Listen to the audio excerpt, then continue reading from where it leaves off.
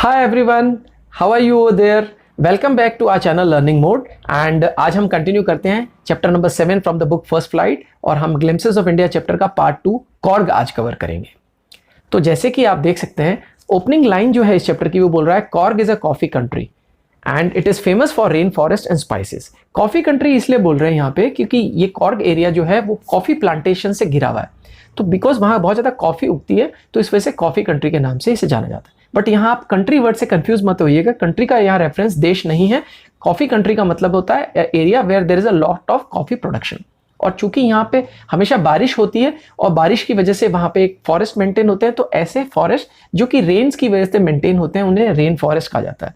और कॉफी के साथ साथ यहाँ पे स्पाइसेस यानी मसालों का भी उत्पादन होता है। अब आइए ऑथर ने कैसे सारी चीजें यहाँ पे डिस्कस किया, नरेट किया, पोर्ट्रेल किया, वो हम समझते हैं paragraph by paragraph. Before we start let me give you an backdrop of this particular area. ये जो एरिया है यहाँ के बहुत तरह तरह के वाइल्ड क्रीचर्स है, यहाँ पे ग्रीनरी है और यहाँ के लोग जो हैं वो मार्शल कम्युनिटी को बिलोंग करते हैं यानी वॉरिंग्स कम्युनिटी को बिलोंग करते हैं। और इन लोगों के लिए कहा जाता है कि ये मेन स्ट्रीम इंडियंस नहीं है, ये बाहर से आए हैं और ये लोग बहुत वेलकमिंग लोग हैं। और ऑथर ने पहले तो यहाँ के लोकल्स के बारे में सारा की सारी इन्फॉर्मेशन दिया, फिर second half of the chapter में ऑथर ने वहाँ की जो हरियाली है, वहाँ के जो अट्रैक्शंस हैं उसके बारे में बात किया। और फिर एंड उन्होंने इस तरह से किया है कि यहाँ के जो लोग हैं, यहाँ के लोगों की और यहाँ की हरियाली की वजह से ये जगह बहुत ज़्यादा फेमस है। So let's get started with the chapter starting with the opening paragraph.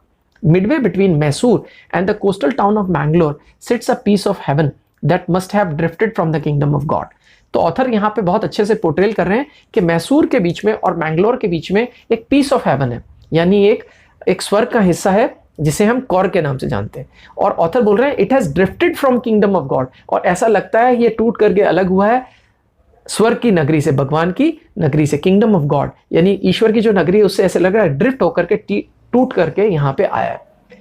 This land of rolling hills is inhabited by proud race of martial men, beautiful women and wild creatures. तो author ने यहाँ पे 3-4 major word highlight किए। एक तो rolling hills. Rolling हिल बच्चों वो होता है, पहले तो हिल और माउंटेन में डिफरेंस जानिए। माउंटेन्स जो होते हैं वो बहुत ऊंचे होते हैं, हिल्स कंपैरेटिवली कम हाइट होती है। माउंटेन्स जो होते हैं उनके हमेशा टिप्स पॉइंटेड होते हैं, जैसे कि आपने अपर हिमालयाज में, हिमाचल में, कश्मीर में देखा होगा। वेरेज प्लेन्स के जो माउंटेन होते हैं वो यूजुअली माउंटेन ना होकर के हिल्स होते हैं। यूजुअली ये साउथ वाला जो एरिया यहाँ पे हिल्स ही पाए जाते हैं।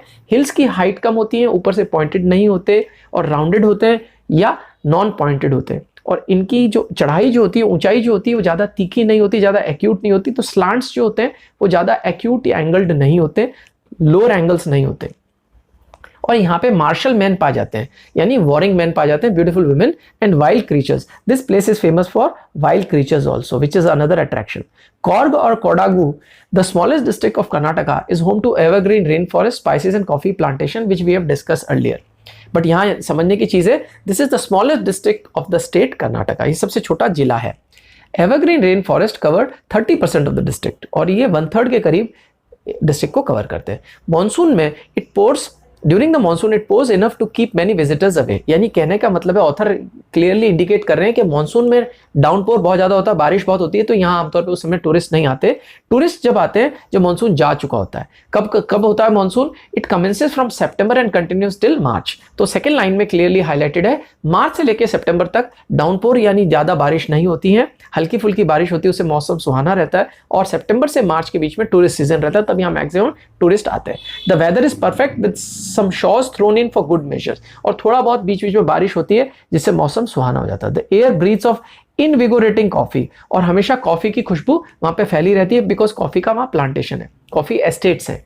Coffee estates and colonial bungalows stand tucked under tree canopies in prime corners. अब ट्री कैनोपीज का मतलब क्या होता है? लगातार हरियाली है और एक समानांतर ऊंचाई के लगातार हरे पेड़ रहते हैं, तो उनका एक शेड बन जाता है। उस शेड को कैनोपी के रूप में बोला गया, as if there is a cap, और उन कैप के नीचे कॉलोनियल बंगलो। कॉलोनियल का मतलब है जब इंडिया कॉलोनी था और उस समय बड़े बड़े मकान बनाए गए थे जिन्हें बंगलोज कहते हैं, तो उस जमाने के जो ब्रिटिश टाइम के बंगलोज बने थे इसलिए उन्हें कॉलोनियल बंगलो बोलते हैं। ये सारे they are tucked under the tree colonies. Tucked का मतलब they are present at a certain place under the tree colonies. इन पेड़ की छाया के अंदर वो आराम से खूबसूरत तरीके से वहां पे अलग अलग जगह दिखते हैं। The fiercely independent people of Coorg are possibly of Greek और अरब डिसेंट। अब ऑथर जो है यहाँ के मार्शल कम्युनिटी के बारे में अब इंफॉर्मेशन देना शुरू कर रहे हैं। उन्होंने एक चीज हाईलाइट की है कि दे आर फियर्सली इंडिपेंडेंट, यानी वो किसी की मदद नहीं लेते हैं, अपने बल पे चलते हैं। They are fiercely independent, they are very determinedly independent. और ये लोग जो हैं या तो ग्रीक डिसेंट के हैं या अरेबिक डिसेंट के हैं। डिसेंट से मतलब है यहाँ पे बच्चों कि वो वहां की रेस को कनेक्ट करते हैं, उनकी रेस को बिलोंग करते हैं, या तो ग्रीक हैं या अरेबिक है। अब इसके बारे में एविडेंसेस आगे आ रहे हैं। As one story goes, a part of Alexander's army moved south along the coast and settled here when return became impractical. तो एक स्टोरी बोलती है कि अलेक्जेंडर की जब यह आर्मी आई थी तो वो वापस लौट नहीं पाई, तो वहां के कुछ ट्रूप्स यहीं रह गए और उन्होंने यहाँ की लोकल लेडीज के साथ में शादी कर ली और वो यहीं जाके सेटल हो गए। बट इनके जो ट्रेडिशन है और इनके मैरिज रिलीजियस राइट्स हैं, ये completely distinct from Hindu main stream लोगों से बिल्कुल भिन्न है, बिल्कुल अलग है, जो कि नेक्स्ट अपकमिंग 5-6 लाइन में दिया गया, जो मैंने आपसे शेयर किया। The theory of Arab origin draws support from the long black coat. आप हमेशा याद रखिएगा, the correct pronunciation is theory, not theory. It is theory. अब ये बोल रहे हैं कि ये अरबिक हो सकते हैं, इसका एविडेंस आप देख सकते हैं। लेफ्ट साइड में पिक्चर है, इस पिक्चर में आप देख सकते हैं एक मैनिकन है, ये जो एक पुतला है इसको मैनिकन कहते हैं बच्चे। तो मैनिकन के अंदर आप देख सकते हैं ये मैनिकन जो है एक रॉब पहना हुआ है, यानी एक कोट पहना हुआ है, ओवर कोट टाइप पहना हुआ है। कोट जो पहना हुआ है ये कंधे से लेकर के घुटने से नीचे तक जा रहा है, और इसके अंदर एक बहुत यूनिक चीज है कि कमर के साथ में एक बेल्ट लगी हुई है। ये यहाँ की कॉर्गी लोगों की यूनिक ड्रेस है। The theory of Arab origin draws support. The theory of Arab origin draws support from the long black coat with an embroidered waist belt worn by the Kodavus. अब ये जो waist belt है जो clearly दिख रही है आपको, उसमें embroidered रहता है डिजाइन, known as कुपिया। ये जो ड्रेस है इसे कुपिया कहते हैं। किस चीज को कुपिया कहते हैं? इस पूरी की पूरी ड्रेस, और इनफैक्ट इसका जो वेस्ट बेल्ट है उसको कुपिया कहते हैं। ठीक है, ये बोल रहे हैं ना, with an embroidered waist belt worn by Kodavus known as kupya. It resemble the kufiya worn by Arabs and the Kurds. और ये बोल रहे हैं हमें ये इसलिए ये माना जाता है क्योंकि ये जो ड्रेस है ये बहुत ज्यादा अरब्स और कुर्दिस्तान के जो लोग हैं जो कि इराक और अफगानिस्तान के बॉर्डर पे हैं, उनको कुर्द्स कहा जाता है, उनकी ड्रेस से मिलती जुलती, इसलिए भी माना जा रहा है कि ये वहाँ के ही लोग हैं जो इंडिया में सेटल हो गए। Coorgi homes have a tradition of hospitality and they are more than willing to recount numerous tales of valour related to their sons and fathers. अब ये बोल रहे हैं कि यहाँ के लोग जो बहुत ज़्यादा मेहमान नवाज होते हैं, ट्रेडिशन ऑफ हॉस्पिटैलिटी होते हैं, बहुत वेलकमिंग होते हैं, और वो अक्सर न्यूमरस रिकाउंट्स शेयर करते हैं ऑफ वैलर। वो बहुत सारी उनके पास किस्से कहानियां हैं, जब उनके पुरानी जो बुजुर्ग थे उन्होंने अपनी बहादुरी का परिचय दिया, जो कि वो अक्सर हमेशा रिकाउंट करते हैं और टूरिस्ट के साथ में और लोगों के साथ में शेयर करते हैं। The Korg regiment is one of the most decorated in the Indian army. और इसी एरिया के नाम से एक रेजिमेंट है भारतीय इंडियन आर्मी में जिसे कॉर्ग रेजिमेंट कहते हैं। ये सबसे ज्यादा डेकोरेटेड है। डेकोरेटेड का मतलब है बच्चों, उनको सबसे ज्यादा बहादुरी के अवार्ड्स मिले हैं, जैसे वीर चक्र, परमवीर चक्र, महावीर चक्र, इस तरह के डेकोरेशंस, आर्मी मेडल, इस तरह के बहुत सारे मेडल्स मिले। General Cariappa was a corgi, और एक जनरल करियप्पा थे जो भारत के पहले first chief of Indian army थे, वो भी कॉर्ग के रहने वाले थे। तो ये बहुत प्राउड इंफॉर्मेशन ऑथर ने शेयर की है, पहले जनरल और वो भी corgi. Even now, Kodavus are the only people in India permitted to carry firearm without a license. और ये यूनिक वेलरस लोग हैं, इनको एक एक्सेप्शन भारत सरकार की तरफ से, कानून की तरफ से मिला हुआ है कि ये लोग फायर आर्म्स रख सकते हैं, यानी बंदूक हथियार रख सकते हैं। जैसे कि हमने देखा होगा गोरखास जो है उनको खुखरी रखना अलाउड होता है, इसी तरह सिख्स को because of religious reason kirpan रखना अलाउड होता है। इसी तरह बहुत यूनिकली इंडिया में किसी को fire license without license firearms रखने अलाउड नहीं है, बट इन लोगों को गवर्नमेंट की तरफ से अलाउड है। The river Kaveri obtains its water from the hill and forest of Korg. यानी यहाँ के जो हिल्स एंड फॉरेस्ट हैं ये फीड करते हैं वाटर कावेरी नदी को, जो वहाँ की मेजर नदी है।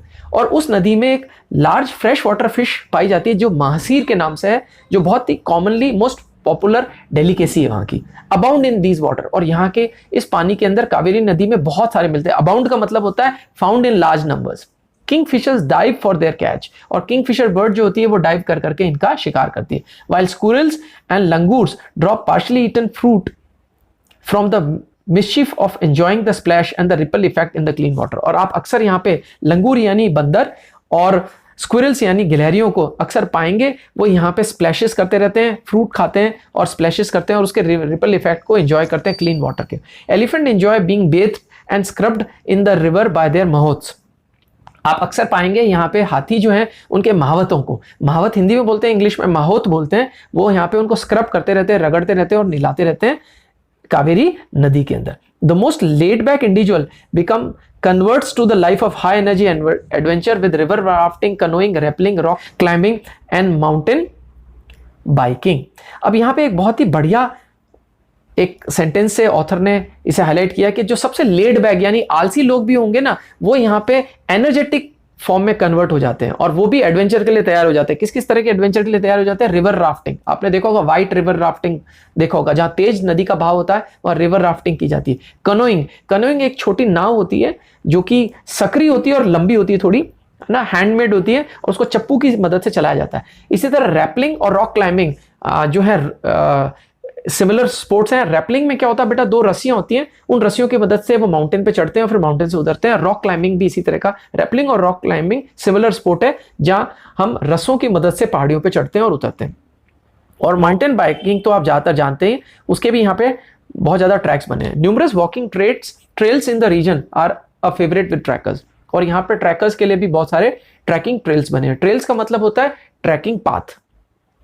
Birds, bees and butterflies are there to give you company। यहाँ पे बहुत सारी birds, bees, मधुमक्खियां और butterflies भी आपको दिखेंगी। मार्कीज, लाल मुंह वाले बंदर होते हैं छोटे, मिड साइज, और मलाबार स्क्विरल, यहाँ पे मलाबार हिल है बच्चों, तो इसलिए वहां की पाई जाने वाली जो गिलहरी है उनको मलाबार स्क्विरल्स कहते हैं, यह बहुत कॉमन है। लंगूर्स यानी बंदर। एंड स्लेंडर लॉरीज, लॉरीज जो होते हैं वो मोटी मोटी आंखों वाले मैमल्स होते हैं, बड़ी आंख वाले मैमल्स होते हैं, और वो एक मिनिएचर मंकी है। जैसे लंगूर जो है वो थोड़े से मिड साइज मंकी है, बट ये छोटे मंकी हैं जिनको हम लॉरीज के नाम से जाना जाते हैं। Keep a watchful I from the tree canopy, और ये ऊपर से ट्री कैनोपी से नीचे नजर मारते रहते हैं। I do however prefer to step aside for wild elephants, और मैं अक्सर देखता हूं कि बहुत सारे वाइल्ड एलिफेंट्स भी आते हैं और वहां उनके रास्ते से हटने में ही फायदा है। The climb to the Brahmagiri Hills brings you into the panoramic view of the entire misty landscape of Korg। और कहते हैं जैसे ही आप ब्रह्मगिरी हिल्स पे पहुंचते हैं तो वहां पे आपको बहुत ही शानदार एक व्यू मिलता है पूरे कॉर्ग का। A walk across the rope bridge leads to the 64 acre island of निसर्गधाम, और जैसे ही हम रोप ब्रिज से करीब आगे निकलते हैं तो 64 एकड़ का एक निसर्गधाम के नाम से एक बड़ा आइलैंड दिखता है। और यहाँ पे जैसे ही आप पहुंचेंगे तो वहां आपको बुद्धिस्ट मॉन्क नजर आएंगे। Into Buddhist Monks from the India's largest Tibetan settlement. Shocking but true, ये यहाँ कर्नाटका में सबसे बड़ा बुद्धिस्ट सेटलमेंट है। हम जब भी बौद्ध भिक्षुओं को देखते हैं तो हमें लद्दाख या नॉर्थ ईस्ट के बारे में आता है कनेक्ट, बट यहाँ पे एक यूनिक इंफॉर्मेशन है कि सबसे बड़ा बुद्धिस्ट मॉन्क का जो सेटलमेंट है वो यहाँ निसर्गधाम में 64 एकड़ एक आइलैंड है वहां पे।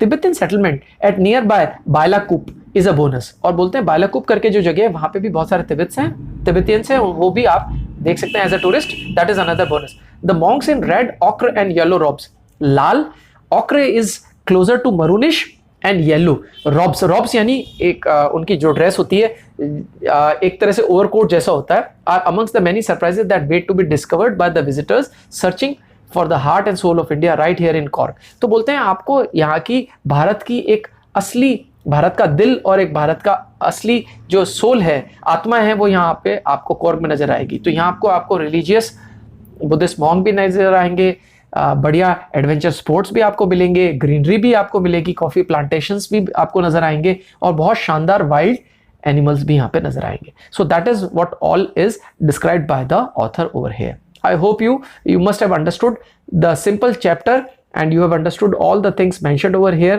If you have any question, you can always message us, and I hope you have understood this particular chapter, which was a very simple chapter.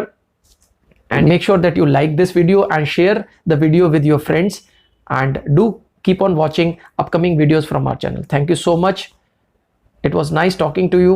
Have a great time. Have a great learning. Wish you a very happy learning.